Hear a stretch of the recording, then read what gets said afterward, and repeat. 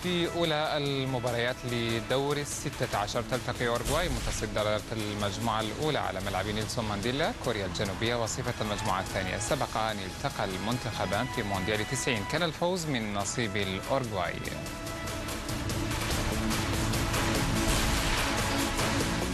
ماجد أورجواي أمام كوريا الجنوبية. كوريا تبلي بلاء حسنا الحقيقة وتقدم كرة آسيوية جميلة في المونديال، لكنها تواجه أورجواي منتخب منظم. تنتهي المغامرة الكورية إلى هذا الحد؟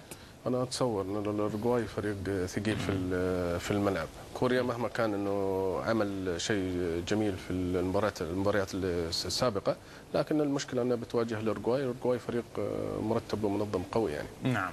كابتن أحمد، تتفق مع ماجد بأن أورجواي أو كوريا انتهت مغامرتها غدا؟ لا، انا شايف غير كده. انا شايف ان ممكن كوريا تعمل، مش هقول مفاجاه، لكن هتقدم سلسله عروض قويه جدا. يمكن هتقابل خصم عنيد اللي هو اوروجواي، وخاصه ان الفريق الاوروجواي الفريق الوحيد الذي لم يدخل مرماه اي هدف. فعنده صلابه في الدفاع، وعنده صلابه في نص الملعب، وعنده قوه هجوميه كويسه قوي. فرقه كوريا الجنوبيه بتتسم بالقوه والسرعه، وفي نفس الوقت اللياقه البدنيه عاليه جدا، وعندهم لعيب كبير جدا في السن، مش كبير في السن، كبير في العقل والتفكير، وهو العقل المفكر اللي هو جونج بارك اللي هو بيلعب في مانشستر يونايتد.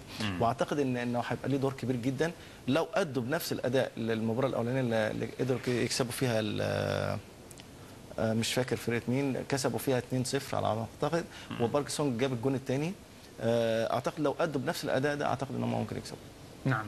إذن كوريا الجنوبية تحمل لواء آسيا في هذه المباراة. أورجواي